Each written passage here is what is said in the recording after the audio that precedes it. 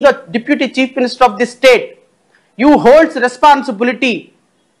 ఆంధ్రప్రదేశ్ రాష్ట్ర ప్రజలకి మీరు జాయింట్ మేనిఫెస్టోతో మీరు జాయింట్ మేనిఫెస్టోతో నువ్వు ముఖ్యమంత్రి చంద్రబాబు నాయుడు పక్కనే ఉన్నటువంటి అనధికారిక ముఖ్యమంత్రి నారా లోకేష్ మీ ముగ్గురు జాయింట్ మేనిఫెస్టో ఈ రోజు ఈ రాష్ట్రంలో నిలబెట్టి రాష్ట్ర ప్రజలను మోసం చేసిన సందర్భంలో మీరు మాట్లాడకపోతే బాధేస్తుంది. మీరు ప్రజలకు ఇచ్చినటువంటి వాగ్దానాలని తొంగలో తొక్కుతుంటే ముఖ్యమంత్రి ఎక్కడ ఓజీ షూటింగ్ లో పీజీ షూటింగ్ లో టీజీ షూటింగ్ లో నిధి అగర్వాల్కి మీకు కావాల్సినటువంటి కార్లు సమకూర్చడంలో మీ డైరెక్టర్ల సేవలో నిమగ్నం అయిపోయి ఉన్నారు కానీ మీ నిర్మాతల సేవలో నిమగ్నం అయిపోయి ఉన్నారు కానీ మీ సినిమా షూటింగ్ లో నిమగ్నం అయిపోయి ఉన్నారు కానీ ఈ రాష్ట్రంలో మీరు రాష్ట్ర ప్రజలకు సంబంధించిన సమస్యల పట్ల రాష్ట్రంలో మీరు కూటమి ప్రభుత్వం జాయింట్ గా ఇచ్చిన మేనిఫెస్టోను ఇంప్లిమెంట్ చేసే దాని పట్ల రాష్ట్ర ప్రభుత్వం చేస్తున్నటువంటి ఫెయిల్యూర్స్ పట్ల రాష్ట్రంలో దళిత బిడ్డల మీద జరుగుతున్నటువంటి అన్యాయాల పట్ల రాష్ట్రంలో మహిళల మీద జరుగుతున్నటువంటి దాడుల పట్ల 24,800 దాడులు లాస్ట్ 1 year లో మహిళల మీద జరిగితే కనీసం ఈ పిల్లలు ఎక్కడున్నారు ఏంటి పరిస్థితి అని ఒక్కళ్ళను కూడా సందర్శించకుండా పరామర్శించకుండా నువ్వు షూటింగ్లో కూర్చొని ఈ రాష్ట్ర ప్రజలకు సొల్లు కబుర్లు సోది కబుర్లు చెప్తుంటే ప్రశ్నించాలి. తొక్కేస్తా నరికేస్తా పొడిచేస్తా అని గత ప్రభుత్వంలో మీరు నలిమేస్తా తుడిమేస్తా అని గత ప్రభుత్వంలో మీరు మాట్లాడిన సినిమా డైలాగులు ఈ రోజు వచ్చేటప్పటికి షూటింగ్ ప్యాకప్ అయిపోయి 2024 జూన్ 11కి ప్యాకప్ అయిపోయి ఇంకెక్కడో షూటింగ్లు ఇంకా తాత్కాలికంగా దీర్ఘకాలిక విరామం ఇచ్చేసి ఇక 2025 జూన్ ఆగస్టు వచ్చినప్పటికి కూడా ప్రజలకు కనపడకుండా పోయేటప్పటికి ఖచ్చితంగా మాట్లాడాల్సి వస్తుంది. ఎందుకు మాట్లాడు? నేను మీకు ఈ సందర్భంగా ఒక విషయాన్ని గుర్తు చేస్తా. ఎందుకంటే ఎన్నికల అక్రమాల మీద ఖచ్చితంగా మాట్లాడతాను. మీరు ఈవీఎంలని మ్యానిపులేట్ చేసి ఈరోజు రాష్ట్రంలోకి అధికారంలోకి వచ్చారు. నేను చాలా స్ట్రైట్ ఫార్వర్డ్గా నేను మీకు ఈ అంశాల పట్ల ప్రజలకు వివరించేటువంటి ప్రయత్నం చేస్తా. మొదటిగా నేను ఒక అంశం గురించి నేను ఖచ్చితంగా మాట్లాడి తీరాలి. ఈ రాష్ట్రంలో ఉన్నటువంటి సగానికి సగం మంది మహిళలు ఇంచుమించు 5.5 కోట్ల మందిలో ఇంచుమించుగా 2.8 కోట్ల మంది మహిళల్ని మోసం చేసినటువంటి చంద్రబాబు, నారా లోకేష్ అండ్ పవన్ కళ్యాణ్ మీ ముగ్గురిని కూడా 3 చీటర్స్ అని పిలవాల్సినటువంటి సందర్భం అయితే ఉంది.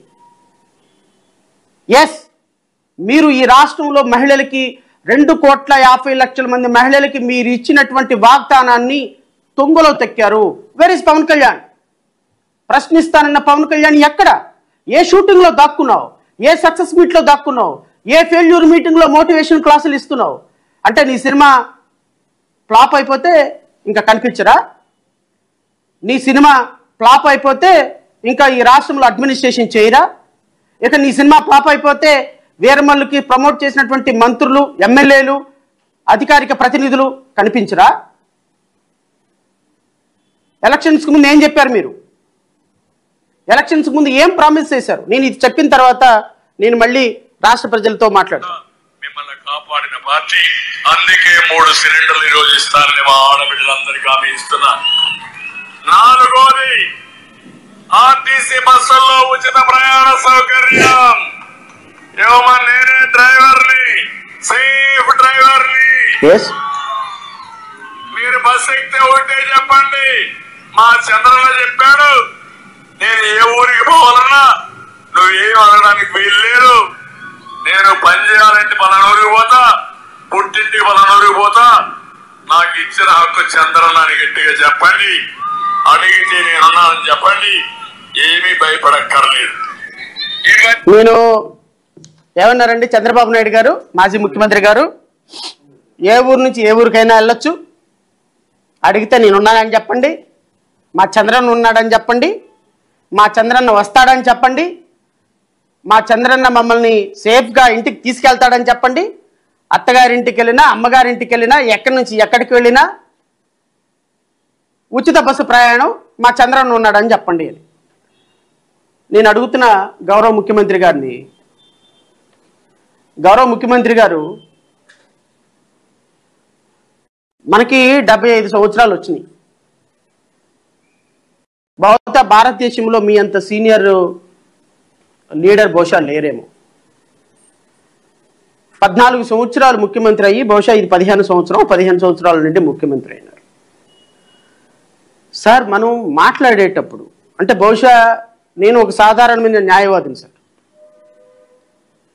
నాకు బహుశా ఇప్పటి వరకు ఒక న్యాయమూర్తి పదవి తప్ప గవర్నమెంట్ పదవో ప్రజలు ఇచ్చినటువంటి పదవో ఇప్పటిదాకా లేదు సార్. నాలాంటి ఒక సాధారణమైనటువంటి న్యాయవాదికి రాజకీయాల్లోకి వచ్చి ఒక పార్టీ పెట్టి ఏదో చిన్నగా ప్రజల్ని చైతన్యపరుస్తూ ప్రభుత్వాలు చేసేటువంటి వాళ్ళని ప్రశ్నిస్తున్నటువంటి నాకే కొంచెం సిగ్గుంది సార్, కొంచెం బిడియం ఉంది సార్, కొంచెం లజ్జ ఉంది సార్. ఎందుకంటే మనం కడుపుకు అన్నం కదా సార్ తినేది. కడుపుకు అన్నం తింటున్నప్పుడు కాస్త సిగ్గు, శరం, అభిమానం ఉంటాయి సార్. కొంచెం న్యాయవాదిగా ఉన్న కారణంగా ఇంకా కొంచెం ఎక్కువ ఉన్నాయి నాకు. కానీ 45 సంవత్సరాల ఇండస్ట్రీ, భారతదేశంలో ప్రధానమంత్రుల్ని, రాష్ట్రపతుల్ని, ఉపరాష్ట్రపతుల్ని తయారు చేసిన లోక్సభ స్పీకర్లని మీరు చెబితే సెలెక్ట్ చేసే స్థాయికి మీరు ఎదిగాను, హైదరాబాద్ లాంటి సిటీస్ని కట్టాను అని చెప్పేటువంటి మనకి ఆ మాత్రం సిగ్గు లేకపోతే ఎట్లా సార్? ఎంతకాలం బతుకుతాం? ఎవరైనా 100 ఏళ్ళు అయితే బతకలేం కదా. ప్రజలకి ఒక మాట ఇచ్చినప్పుడు కొన్ని లక్షల మందిలో ఇంటర్నెట్ యుగంలో మనం చెప్పినటువంటి మాట నిలబడుతుంది అనుకున్నప్పుడు పవన్ కళ్యాణ్ వదిలేండి సార్. మనకంటే పవన్ కళ్యాణ్ కంటే ఆయన సినిమా యాక్టరు, ఆయనకి రాజకీయ వ్యవహారాలు, మనం ఏ జెండా అంటే ఆ జెండా మోసేసేసి, ఏ ఐడియాలజీ అంటే ఆ ఐడియాలజీని మోసేసి, ఏ బస్సు కనపడితే ఆ బస్సు ఎక్కేటువంటి వ్యక్తి పవన్ కళ్యాణ్. ఇంకా ఆయన గురించి మనం మాట్లాడుకోవాల్సిన అవసరం లేదు.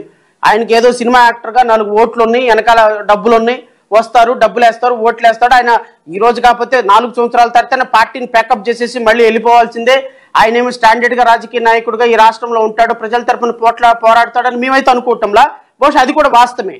కానీ మన సిగ్గేమైంది సార్? మీరు రాష్ట్ర ప్రజలకు ఇచ్చినటువంటి మాట ఏంటి? నిన్న జీవోలో మీరు ఇచ్చినటువంటి పదాలు ఏంటి సార్? నేను రాష్ట్ర ప్రజల తరఫున అడుగుతున్నా. 2,50,00,000 మంది మహిళలకి నెలకి 1,500 రూపాయలు ఇస్తాను అని ఆ 1,500 రూపాయలు గత 14 నెలల నుంచి ఇవ్వకుండా మోసం చేసినటువంటి చీటర్ చంద్రబాబు నాయుడు కాదా?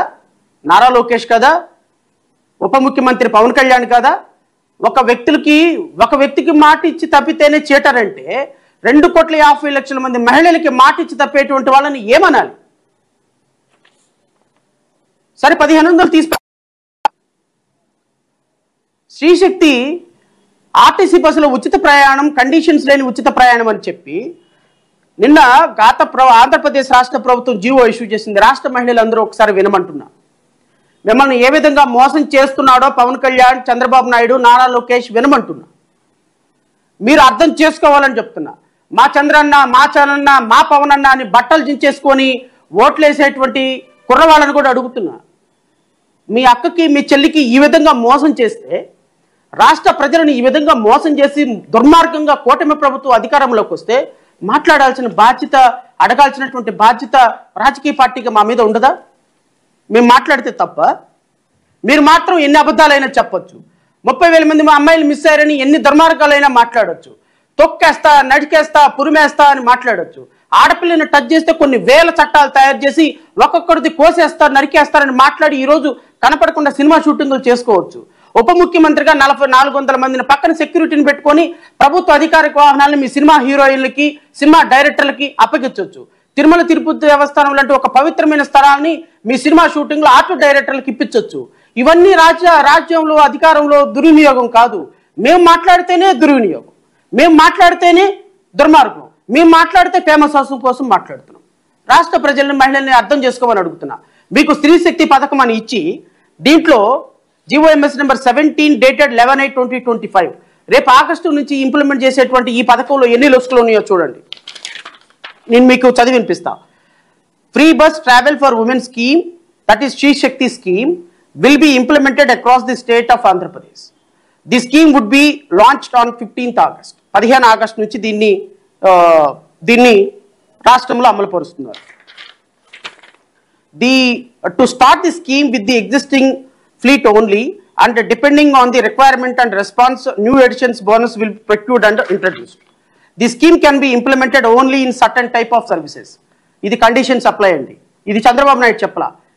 The scheme can be implemented only in certain types of services, that is Palle Velugu, ultra Palle Velugu, city ordinary, metro express and express services. The scheme is not applicable for or non stop. నేను అడుగుతున్నా, రాజమండ్రి నుంచి కాకినాడ వెళ్ళేటువంటి bus non stop bus. Rajahmundry నుంచి కాకినాడ వెళ్ళే non stop బస్సులో వాళ్ళ అత్తగారింటికి వెళ్ళాలి అనుకున్నప్పుడు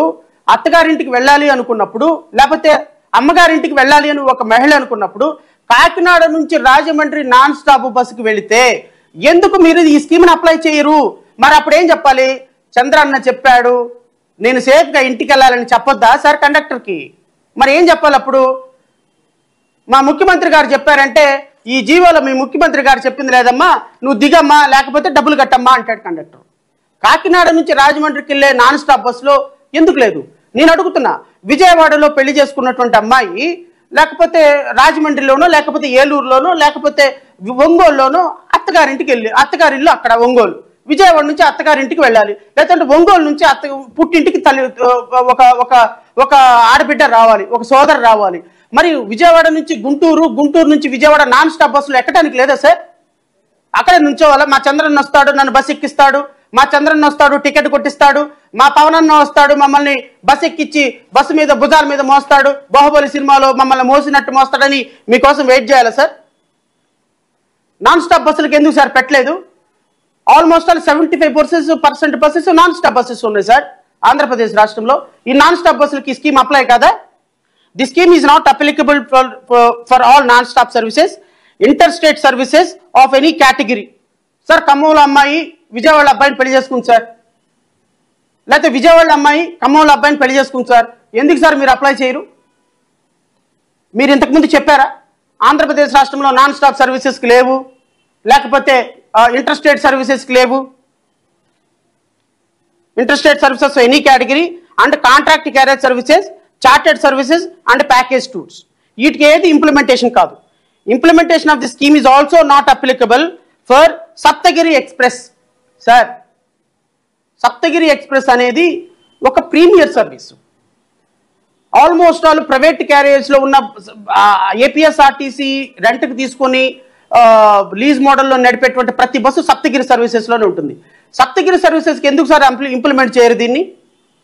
సప్తగిరి సర్వీసెస్కి ఎందుకు ఇంప్లిమెంట్ చేయరు? అండ్ అల్ట్రా డీలక్స్కి లేదు, సప్తగిరికి లేదు, అల్ట్రా డీలక్స్కి లేదు, సూపర్ లగ్జరీకి లేదు, స్టార్ లేయర్ లేదు, అండ్ ఏసీ ప్రోడక్ట్స్కి లేదు. అంటే ఒక బస్సులో ఏసీ ఉంటే దాంట్లో మహిళ ప్రయాణం చేయకూడదు. ఏం సార్, ఏసీ ఉంటే మహిళ ప్రయాణం చేయడానికి లేదా? అంటే ఏసీలో ప్రయాణం చేసే హక్కు ఈ ఆడపిల్లలకి లేదా? ఈ రాష్ట్రంలో ఆడపిల్లలకి, మహాతల్లులకి లేదా? మన సోదరీమణులకి లేదా? ఏంటి సార్ ఈ జీవో? మీరు చెప్పారా ఇంతకుముందు ఎలక్షన్ ప్రామిస్లో చంద్రన్న వస్తాడు బస్ ఎక్కండి, బస్ ఎక్కి చంద్రన్న పేరు చెప్పండి, ఆడబిడ్డలు ఎక్కడి నుంచి ఎక్కడికి వెళ్ళమని అన్నారు కదా సార్? మరి ఏంటి సార్ ఈ కండిషన్స్? దీన్ని చీటర్ అనక ఏమనాలి సార్? ఏమనాలి చెప్పండి? 2,50,00,000 మంది మహిళలకు ఇచ్చినటువంటి ఈ సర్వీసెస్ని ఈరోజు కేవలం ఒక 10%, 15% బస్సులకు మాత్రమే పరిమితం చేసి మీరు ఎలక్షన్లో మీరు మ్యానిపులేట్ చేసి గెలిచి, అక్రమాలు చేసి గెలిచి, దొంగ మాటలు చెప్పి గెలిచి, మేనిఫెస్టో ఇంప్లిమెంట్ చేయకుండా గెలిచి 1 సంవత్సరంన్నర తర్వాత ఈ స్కీమ్ని అప్లై చేస్తూ కేవలం 10% బస్సులకు మాత్రమే పర్మిట్ చేసి 90% బస్సులను ఎలిమినేట్ చేస్తుంటే రాష్ట్ర ప్రజలు ఏమనుకోవాలి సార్? ఏం మాట్లాడాలి? మీరు ఇచ్చిన వాగ్దానం ఏంటి? చేసే పనులేంటి? So according to the GO non stop సర్వీసెస్కి ఉండదు, ఇంటర్ స్టేట్ సర్వీసెస్కి ఉండదు, అండ్ కాంట్రాక్ట్ క్యారేజెస్ సర్వీసెస్కి ఉండదు, చార్టెడ్ సర్వీసెస్కి ఉండదు, అండ్ ప్యాకేజ్ టూర్స్కి ఉండదు. At the same time Saptagiri సర్వీసెస్కి ఉండదు, అల్ట్రా డీలక్స్కి ఉండదు, సూపర్ డీలక్స్కి ఉండదు, స్టార్ లైనర్కి ఉండదు, ఏసీ ప్రోడక్ట్స్కి ఉండదు. సో ఓవరాల్గా టూకీగా మన గౌరవ ముఖ్యమంత్రి, ఉప ముఖ్యమంత్రి గారు, అనధికారిక ముఖ్యమంత్రి గారు చెప్పిన విషయాలు ఏంటి అంటే కేవలం ఇది కంటి తుడుపు చర్యకు మాత్రమే ఈ స్కీమ్ అప్లికబుల్ అవుతుంది. Where is Pawan Kalyan? ప్రశ్నిస్తానన్నటువంటి పవన్ కళ్యాణ్ ఎక్కడ? ఇదిగో నా చెల్లెళ్ళకి అన్యాయం జరిగితే